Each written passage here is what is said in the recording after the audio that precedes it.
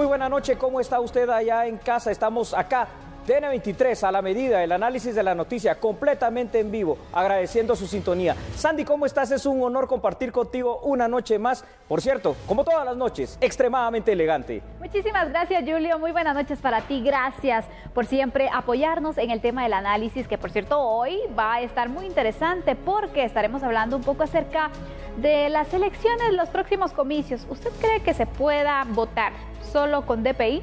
Bueno, vamos a estar analizando este tema y otros que tenemos preparados para usted junto con Julio Talamonti. Bienvenidos, conozcamos los titulares.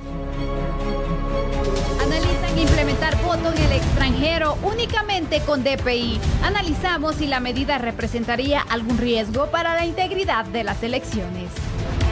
Elecciones censuradas. Expertos constitucionalistas creen que las reformas a la ley electoral y de partidos políticos representan un peligro para la transparencia. Vía libre para el reglamento del trabajo parcial. Exploraremos cómo podría implementarse esta nueva modalidad laboral en Guatemala. Correspondencia en el abandono. Paquetes, encomiendas y cartas se acumulan en el edificio de correos. Autoridades piden a los usuarios que lleguen a recogerlos. Aceptaron su responsabilidad. 7 acusados solicitaron un proceso abreviado. Son señalados de sustraer más de 23 millones de quetzales de la industria militar. El Chapo y sus lujos. Testigos revelan cómo Joaquín El Chapo Guzmán creó un imperio del narcotráfico y cómo lo gastaba en varios lujos.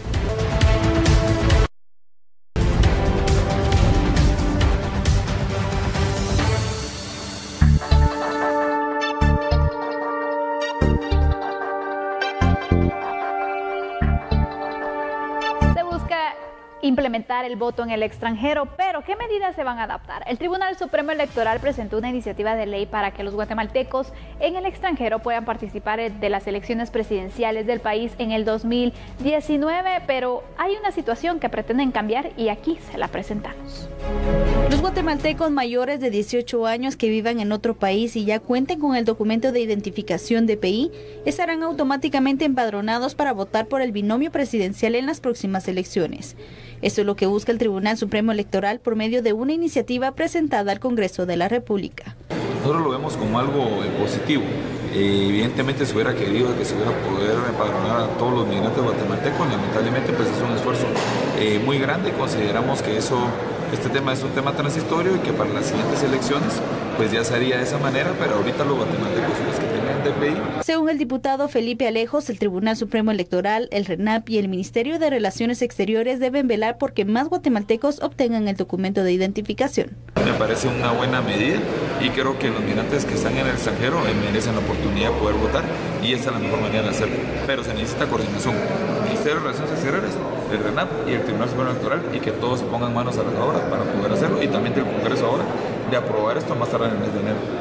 Este tema es muy delicado. El derecho a elegir y ser electo, recuerde usted que está garantizado en primera instancia por la Declaración Universal de los Derechos Humanos, pero a su vez, como todos sabemos, también está garantizado en la Constitución Política de la República de Guatemala. Partamos de otra base. En Estados Unidos se tiene una estimación de que al menos viven por lo menos 3 millones de personas que son de origen guatemalteco. Esto es muchísima gente.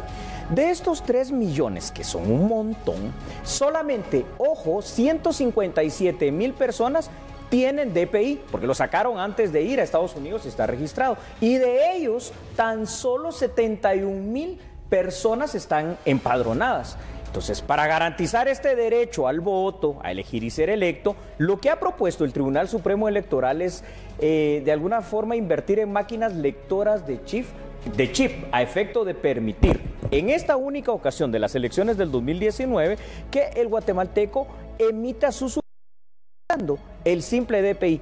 Pero esto, que parece tan lógico, que parece tan fácil, conlleva también muchísimos riesgos que vamos a analizar en esta noche, Santa. Así es, Julio. Yo te pregunto, para partir con este análisis, ¿es seguro únicamente usar el DPI para las elecciones? No, y te voy a explicar a ti y a los televidentes por qué. Esta es una primera hipótesis. Pudiera ser una alternativa y una solución, definitivamente una alternativa es. Claro. Ahora, solución en este instante creo que no. ¿Sabes por qué? ¿Qué pasaría Imagínate personas malintencionadas de alguna manera o con intereses espurios que digan, ¿saben qué? Ustedes, mis amigos, que también viven acá en Estados Unidos, mis familiares, compila una serie de números de DPI y de esta forma, porque el voto también se pretende que si no es a través de las máquinas lectoras de chip, que todavía no los tiene el TSE, pueda ser online, presentando únicamente tú desde tu casa y llenando el campo. Llenas tu nombre y tu número de DPI. Cualquier persona que tenga una serie de DPIs puede empezar a votar a discreción. Y esto no lo hace seguro. Y mira, al final, cuando estaban todavía vigentes las cédulas, por ejemplo, sí, se daban casos en los que hasta los muertos votaban. Entonces, correcto. ¿Qué va a pasar con el DPI? Vendría a suceder una situación similar. Cualquier DPI de cualquier persona sería utilizado por algunas personas que eventualmente pudieran hacerlo de la misma manera en que, y te agradezco, lo estás ilustrando de una forma muy adecuada, en aquellas ocasiones en las cuales personas muertas de hace muchos años se presentaban a las urnas a votar. Es el mismo riesgo exactamente. Si me permites, voy a presentarte a ti y a los televidentes de A la Medida más información. Algunas personas advierten que puede haber algún tipo de riesgo, sobre todo una incertidumbre jurídica, al emitir el voto de manera electrónica únicamente con el número de DPI. Sin embargo, hay que decir también que en otras realidades y países más avanzados hay experiencia que muestran que esto sí puede llegar a ser viable. Ahora, los riesgos al emitir el voto o el sufragio de esta manera, siempre hay que decirlo, Sandy, van a estar latentes, más en una realidad como la guatemalteca.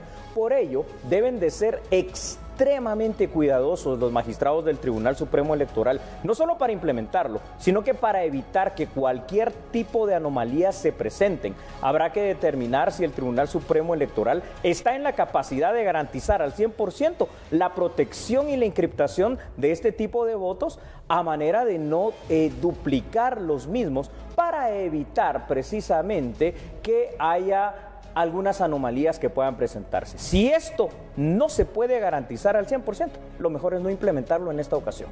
Por supuesto, creo que es una decisión muy apresurada, creo que el tiempo se les dejó correr muy rápido. Al Tuvieron final, 4 años, exactamente, ¿verdad? Sí. Y a último momento se quiere hacer tantas cosas, la estrategia que implementaron no llegó, no fue la correcta, funcionó para poder llamar a las personas a que se pudieran empadronar. Y aparte de eso, es que de todos los guatemaltecos que tienen 18 años y que viven en Estados Unidos, por ejemplo, no todos tienen DPI. Es decir, entonces está también el plan para que vayan a sacar su DPI y ahí de una vez se pueden empadronar, ¿no? Tienen que cambiar la estrategia, pero es muy apresurado tomar ese tipo de medidas. ¿Tú qué crees? Me quedo con que es muy apresurado. ¿Sabes qué decía Napoleón? El gran Napoleón, un general francés impresionante, usted lo recuerda perfectamente. Él decía, cuando tenía que tomar una decisión, despacio que llevo prisa, porque las cosas importantes hay que meditarlas, hay que prever cuáles son los pros y contras y entonces ya poder actuar. Tú lo has dicho de buena manera también, Sandy. Yo creo que ahora el Tribunal Supremo Electoral lo que está tratando de hacer es recuperar lo que no hizo en 4 años que tuvieron e implementar esta medida que por supuesto le daría el derecho a nuestros compatriotas de votar, pero que tampoco garantiza que lo vayan a hacer y que tampoco garantiza la certeza jurídica, legal y total de que sí van a ser ellos quienes lo hagan y sobre todo los guatemaltecos en el extranjero quienes decidan. Por cierto, Sandy, la única elección que ellos van a poder votar es para presidente y vicepresidente. El resto de autoridades, alcalde y los diputados no podría ser válido en este tipo de elección. Mira, pero al final yo creo que tiene que tomar una decisión rápido. Ya. ¿Por qué? Si se va a implementar este sistema o si se va a continuar con la campaña, con el llamado al empadronamiento o si se va a posponer entonces, porque hay que tomar en cuenta algo. Estamos ya a unos cuantos días para que se dé el tema del presupuesto. Correcto. Y al final entonces, si van a implementar que solamente con el DPI tienen que darle más recursos al RENAP. Ahí está la situación. Bravo, gracias por mencionarlo. No es solo un querer hacer del Tribunal Supremo. El RENAP tiene una parte muy importante en esto, porque es la institución que tendría en todo caso la responsabilidad en tan cortísimo tiempo que queda de dotar a los guatemaltecos que viven en el extranjero. Y ojo, porque guatemaltecos no hay solo en Estados Unidos. Si esto se va a implementar para guatemaltecos en el extranjero, tiene que ser también para los que están en otros países, porque tienen la igualdad de derechos y las mismas condiciones y posibilidades deberían ser oportunas para ellos. Definitivamente, así que tienen que hacer un análisis, tomar la decisión ya, el Congreso también, pues tiene tiene que pasar por Así ellos es. este proyecto de ley y de esta manera pues apegarlo también con la realidad presupuestaria para tomar las decisiones y que se tengan buenos resultados. Pero a veces queremos hacer tantas cosas y no tenemos los recursos. Y no tenemos los recursos. Y ahí fracasamos. Es correcto. Por eso, al final de cuentas, algo que va a ser una realidad, no sé si en estas elecciones, pero sí a un mediano y largo plazo, es que el voto de esta manera para los guatemaltecos que viven en el extranjero, sobre todo en Estados Unidos, va a tener que implementarse y ser de verdad algo real. Pero tal vez en esta ocasión no sea lo mejor. Porque vas a ver cuando lleguemos al segundo tema de análisis en el siguiente bloque, algunas dudas e incertidumbres que se pueden presentar para los guatemaltecos que viven aquí en Guatemala. Más la van a tener los guatemaltecos que viven en el extranjero con tan poca información. Y que es la primera vez que estarían entonces participando en un proceso fuera de nuestro país. Así es. En realidad es un tema muy delicado en el cual también se podría prestar a diferentes situaciones y en aras de poder transparentar esos comicios, bueno, se tienen que tomar estas medidas, decisiones ya prontas y de esta manera también garantizar que el voto que se vaya a tener pues sea transparente, sea legal y que se tengan buenas elecciones también, ¿no? Hoy por hoy, lo que dices es absolutamente cierto y representa un riesgo más que un beneficio. Así que a pensarlo bien, magistrados del Tribunal Supremo Electoral. Dejamos este análisis acá, Sandy. Por supuesto, es momento de hacer una pausa, pero cuando regresemos vamos a conocer otro tema de análisis que, por cierto, está muy álgido. Reformas a la ley electoral de partidos políticos que están causando mucha duda. No cambie, somos a la medida. Ya volvemos.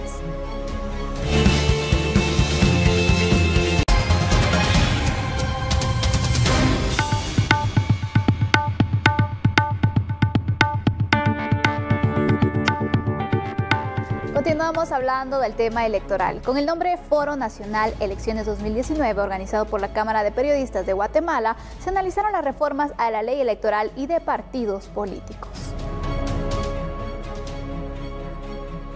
O sea que tenemos casi 3 años y 9 meses de que vamos a tener una censura impuesta elegantemente sobre lo que es el concepto de campaña anticipada, un concepto incógnito, elástico, arbitrario y que se presta a abusos de momento de impredecibles consecuencias. Otro de los puntos en discusión fue el riesgo de confundir algún delito electoral con cualquier ejercicio periodístico, como entrevistas o debates en algún medio de comunicación. Y estos conceptos indeterminados van aunados a un problema aún mayor, como es el hecho de conceder facultades ampliamente discrecionales al Tribunal Supremo Electoral. Imagínense ustedes entonces ese cóctel tan peligroso que surge de conceptos indeterminados, facultades casi omnímodas otorgadas a un instrumento legal, a una institución que perfectamente puede anular candidaturas de personas o de cancelar partidos políticos casi sin el mayor margen de defensa. Los expertos concluyen con solicitar a la Corte de Constitucionalidad una pronta resolución a los recursos interpuestos y además sea una sentencia apegada a derecho. No, y es que esta noche los temas para el análisis son cada cual más complicado que el otro. El artículo 35 de la Constitución Política de la República de Guatemala dice sobre la libertad de emisión del pensamiento lo siguiente. Afirma que es libre la emisión del pensamiento por cualesquiera medios de difusión. Además dice que se debe hacer sin censura ni licencia previa. También el mismo artículo 35 constitucional afirma que la actividad de los medios de comunicación social es de interés público.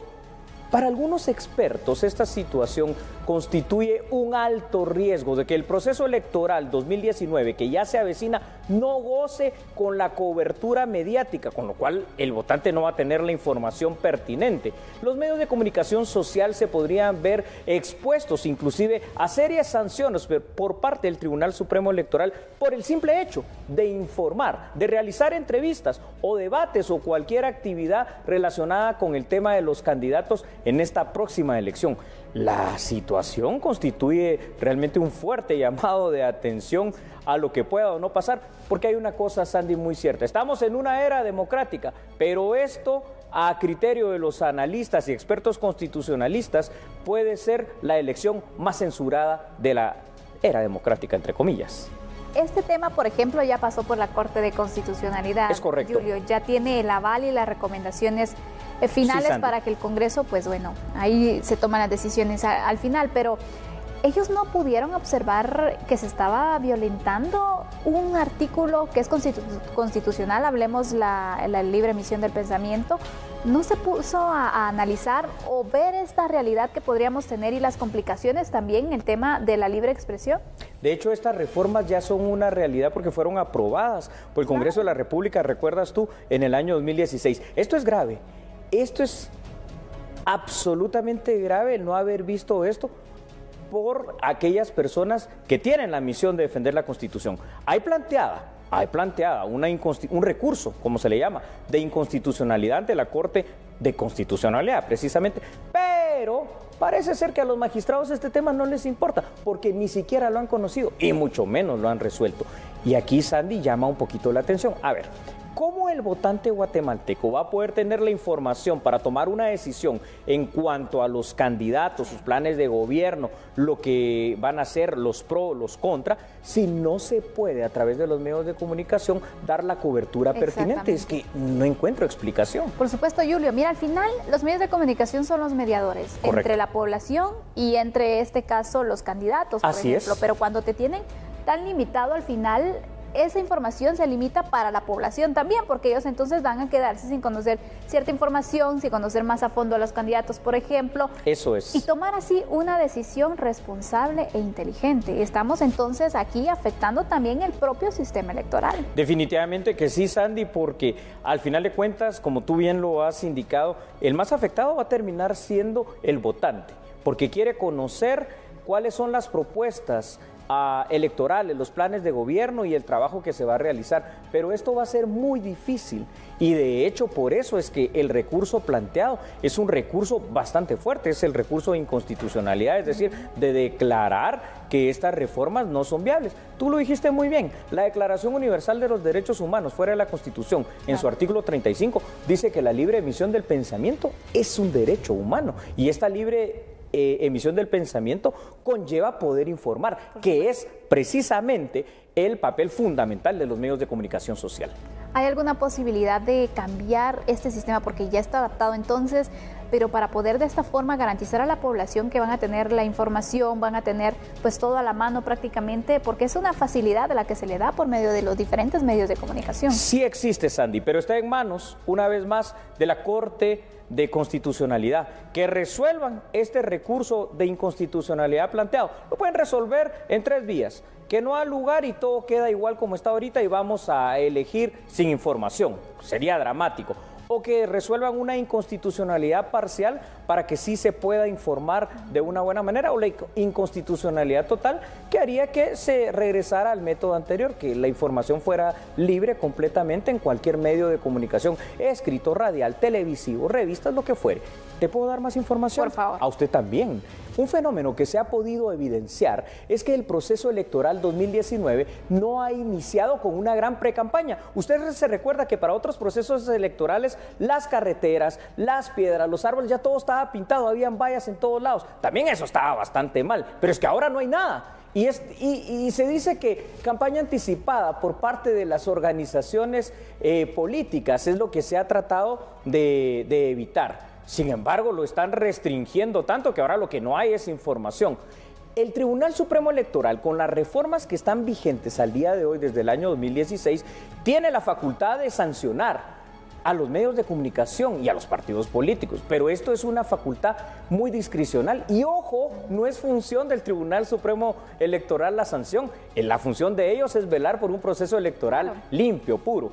Existen entonces ya estos recursos de inconstitucionalidad, como lo mencionamos, y el Tribunal Supremo Electoral dice que las reformas deben de garantizar al final de cuentas la igualdad. A criterio de abogados especialistas en el tema electoral y sobre todo expertos en materia constitucional, el riesgo es muy grande, muy latente y muy fuerte. Y aquí lo estamos exponiendo para que usted en casa pues saque sus conclusiones. Definitivamente, con estas reformas como se encuentran, con el tema de la libre emisión del pensamiento, por ejemplo, la libertad de expresión, ¿qué puede pasar con estas elecciones, Julio? ¿Cuál sería el panorama que se podría tener de quedarse así la ley como está? Fíjate cómo es esto. A veces querer mejorar una cosa causa que lo que se obtenga sea la antítesis, es decir, lo contrario de lo que yo estoy pretendiendo. Lo que puede pasar es que si se buscaba darle, en teoría al menos, ¿verdad?, igualdad de oportunidades a todas las ofertas electorales, políticos, de todas las organizaciones partidarias que existen por igual en cuanto a tiempo, en cuanto a formas, lo que va a suceder es que al final de cuentas ni los grandes, medianos, ni los pequeñitos van a tener acceso a poder dar la información al electorado. Y todos, ahora absolutamente todos van a ser perjudicados, pero el más perjudicado, ya lo dijimos, usted y las personas que vamos a ir a votar. No tenemos la información pertinente. Bueno, ahí está este recurso de inconstitucionalidad. Ojalá que pronto los magistrados puedan tomar una decisión que permitan garantizar esos derechos fundamentales de los guatemaltecos. Así es, Sandy.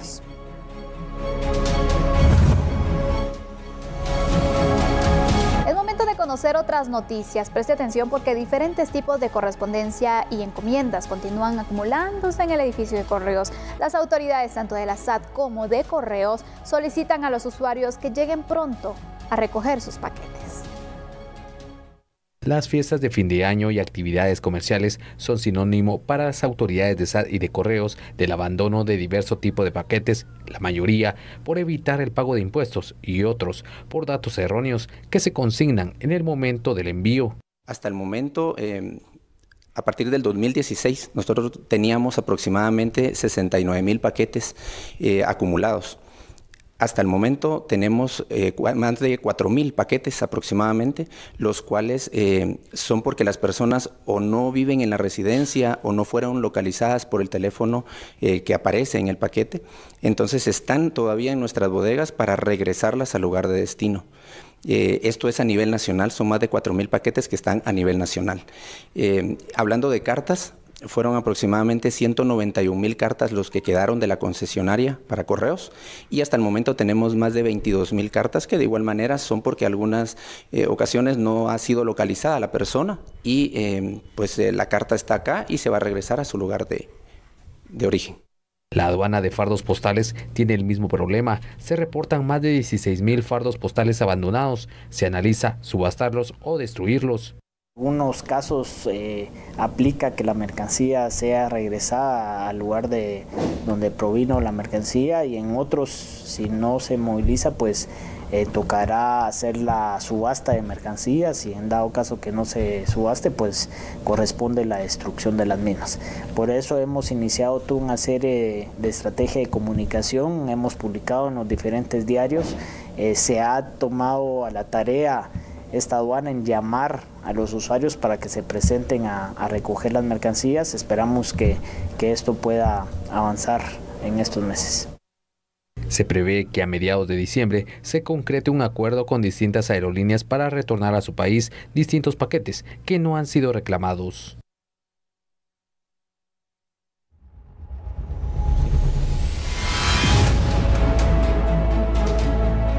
¿Qué le parece a usted que se implemente un nuevo reglamento para el trabajo parcial? ¿Qué es el trabajo parcial? Ya se lo vamos a contar. Pero después de la pausa, regresamos enseguida. Somos a la medida.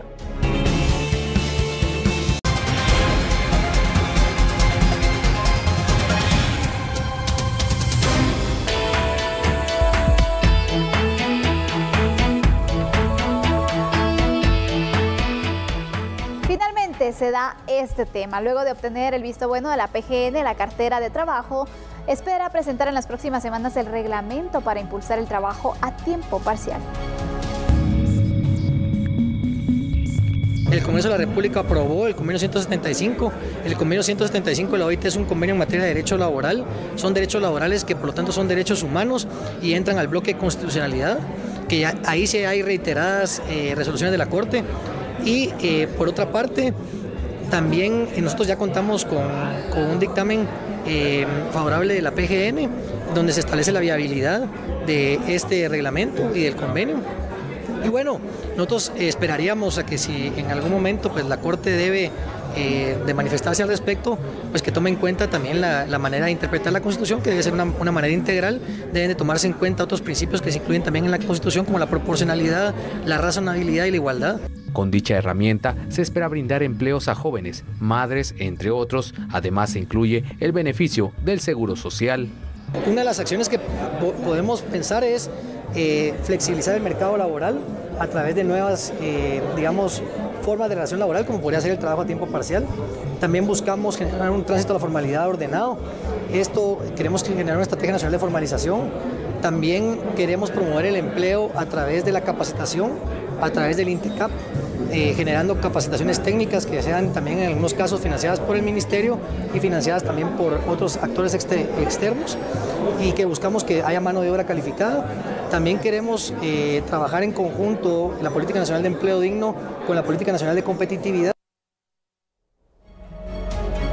Bueno, interesante a cuál más los temas en esta noche definitivamente. Recuerde usted que el derecho al trabajo es un derecho humano. El Código de Trabajo guatemalteco reconoce en este momento 4 jornadas laborales. Tienen un nombre extenso, pero se lo voy a resumir. La jornada diurna, la jornada nocturna, la jornada mixta y la que se conoce como horas extras. Realmente es la jornada extraordinaria. Ahora bien, este nuevo reglamento de trabajo parcial debe acoplarse definitivamente a ellas, ya que estos cambios porque en Guatemala ratificó el denominado Convenio 175 de la Organización Internacional del Trabajo, quien reconoce la contratación a tiempo parcial. Número 1, recordemos por lo que dice la Constitución Política de la República de Guatemala, Sandy Televidentes, en su artículo 44, que toda disposición, regla o reglamento que aunque no esté expresamente escrita en las leyes y en la Constitución guatemalteca, si se trata de la materia de derechos humanos, debe incorporarse a la misma.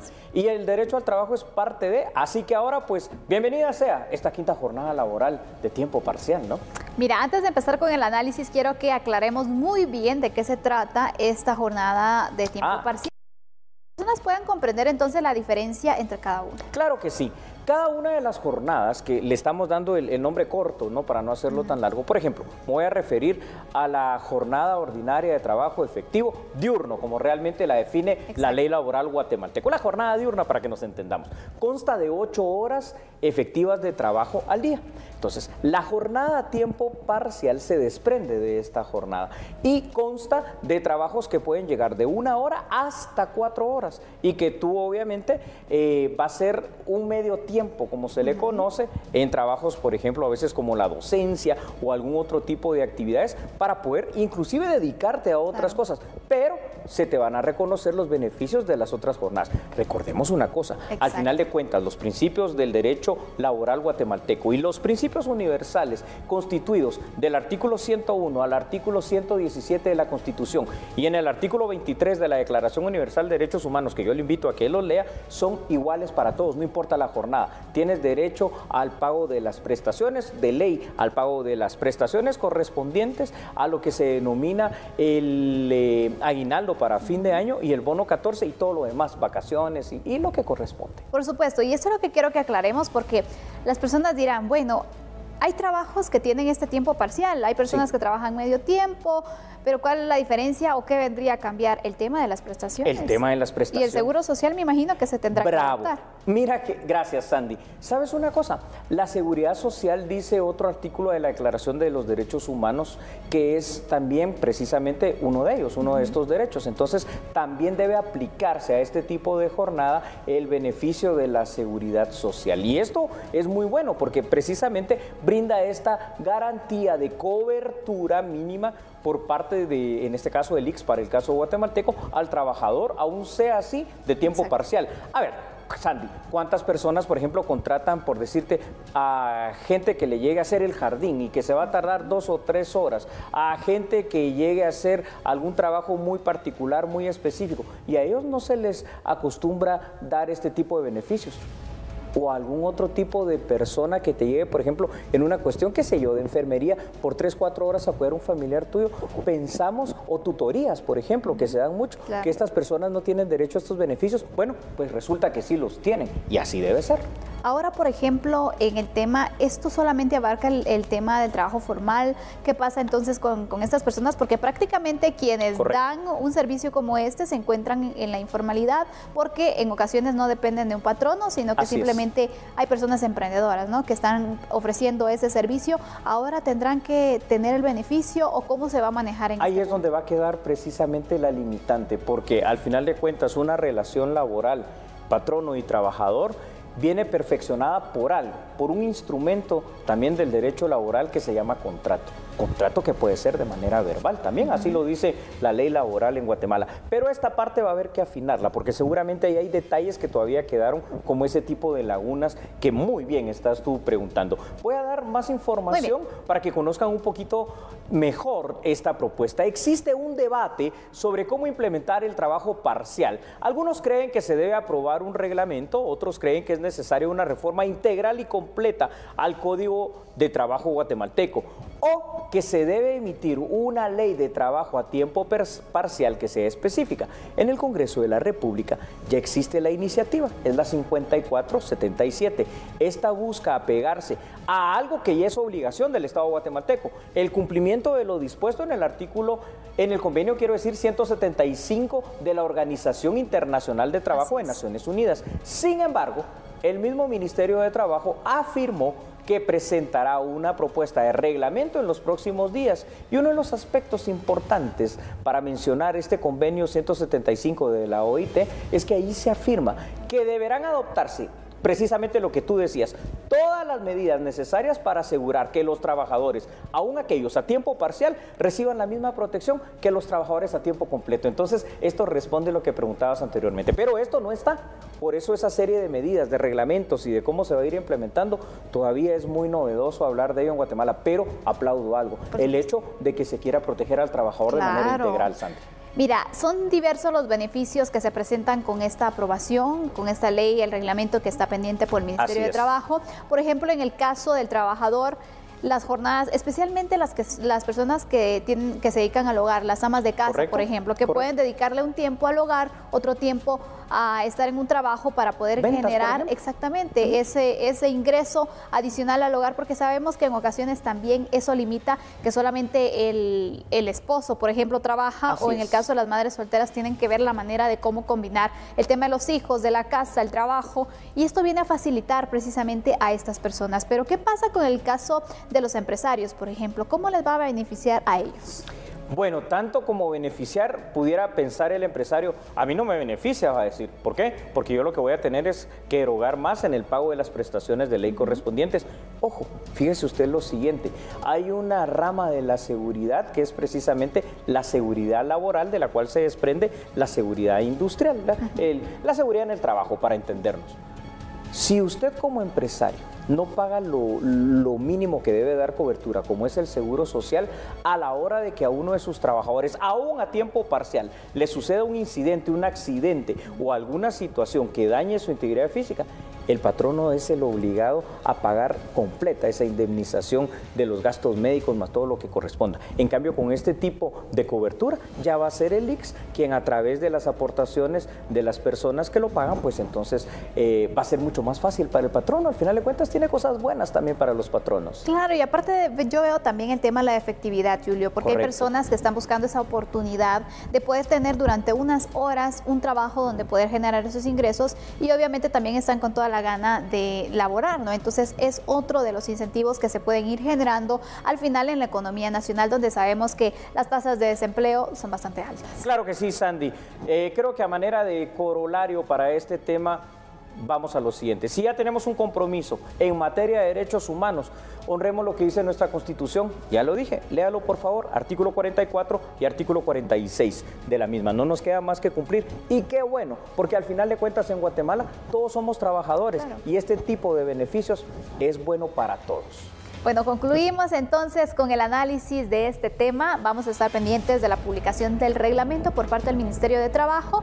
Y bueno, hay buenas noticias entonces para usted que estaba buscando esa oportunidad a tiempo parcial.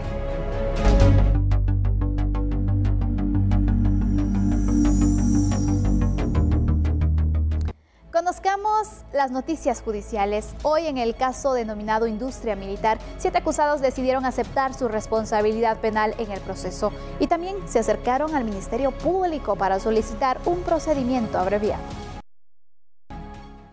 En este caso, según la investigación del Ministerio Público, entre los años 2008 y 2011, se sustrajeron de las arcas del Estado cerca de 23.500.000 quetzales.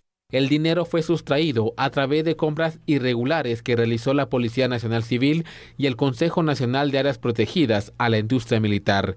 Los cheques para cancelar la adquisición de los equipos de seguridad fueron girados y autorizados por autoridades de la industria militar. Los sindicatos pactaron el pago de comisiones por las compras hechas. De esa cuenta, 7 de los procesados ya ligados a proceso tomaron la decisión de aceptar su responsabilidad penal y someterse a un procedimiento abreviado. Dicho procedimiento establece que el acusado acepta que cometió uno o varios delitos y está de acuerdo con recibir una condena de prisión menor a 5 años de cárcel. La Fiscalía, a cargo de la investigación, analiza la solicitud de los abogados defensores de otorgar un procedimiento abreviado. Esta petición se discutiría y resolvería en el Juzgado Séptimo, Judicatura Contralora del caso Industria Militar. Bueno, en este instante vamos a ir a una pausa comercial, Sandy. Así es, vamos a tener las noticias internacionales y algunas nacionales de interés para usted, así que no se las pierda. Somos a la medida.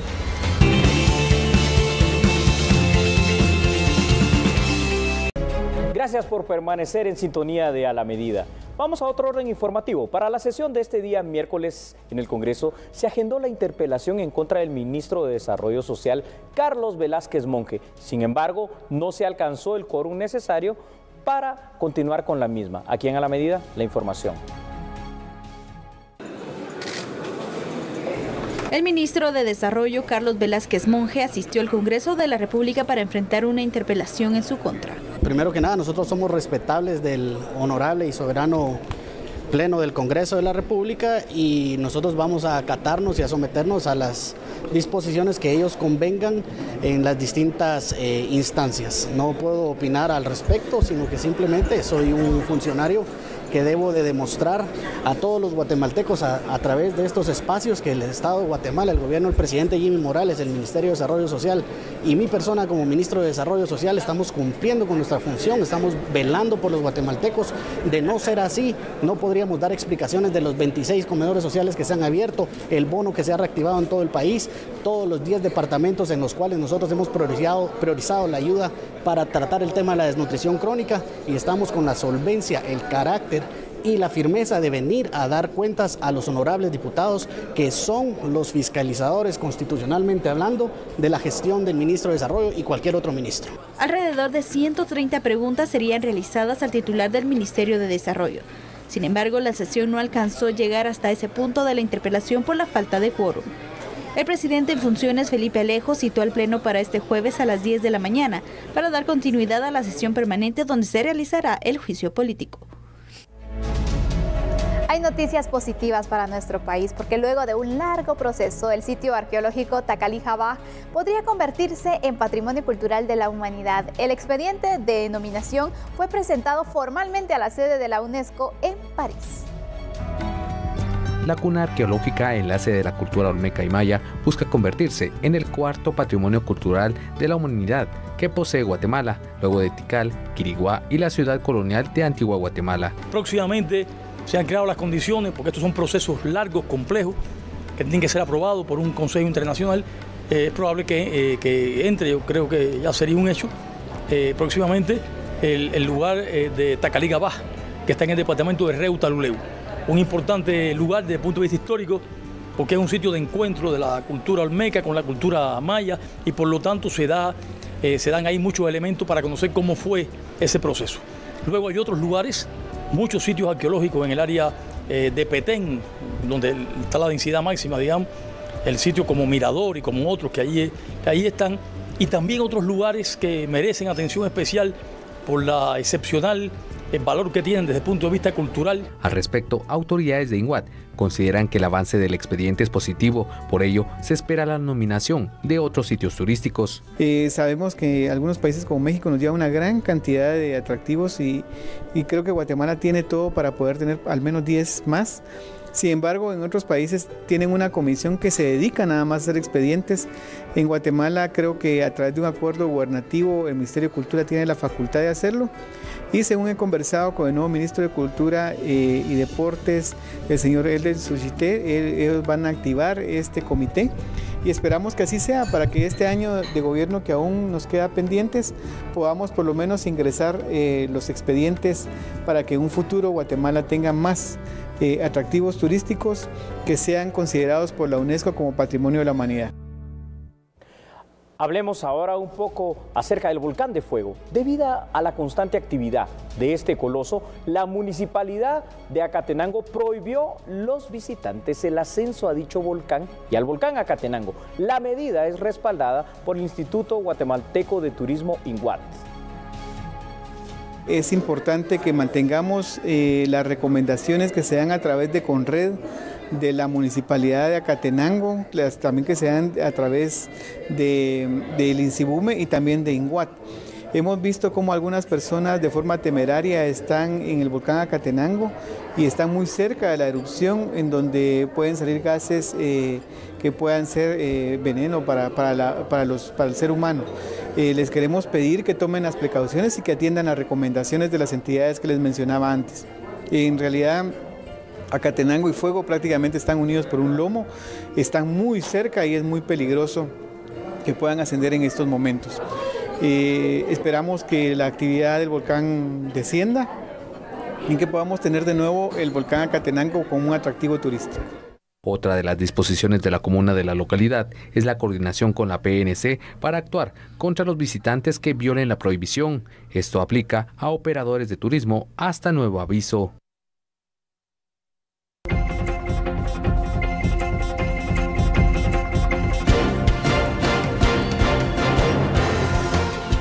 De conocer las noticias internacionales, el Chapo Joaquín El Chapo Guzmán disfrutaba de varios lujos, según lo relató un testigo durante el juicio que se desarrolla en Brooklyn, Estados Unidos. El Chapo Guzmán disfrutaba de casas en cada playa, al menos 4 jets en los que transportaba millones de dólares, un yate llamado El Chapito, un zoológico, y se sometió a un método de células rejuvenecedoras en Suiza. La opulencia con la que vivió el narcotraficante mexicano a principios de la década de 1990 fue descrita al detalle por Miguel Ángel Martínez, el Tololoche, un mexicano que fue su mano derecha desde 1986 a 1998. Las operaciones del cártel de Sinaloa que supuestamente dirigía Guzmán llegaron a ser tan lucrativas que, según Martínez, el Chapo llegó a regalar más de 50 automóviles a sus empleados una Navidad. El Chapo, que ha estado detenido en confinamiento solitario desde su extradición a Estados Unidos a principios del año pasado, se ha declarado inocente de los cargos de que acumuló una fortuna multimillonaria al traficar toneladas de cocaína y otras drogas en una amplia cadena de suministros que llegaba a Estados Unidos. De ser declarado culpable, enfrentaría una posible sentencia a cadena perpetua. Su juicio, ahora en la tercera semana, podría durar hasta 4 meses. Lo que nos resta en este instante es agradecerle la sintonía e invitarlo mañana a las 21 horas. Así es, lo esperamos mañana. Que tenga una excelente noche. Hasta mañana.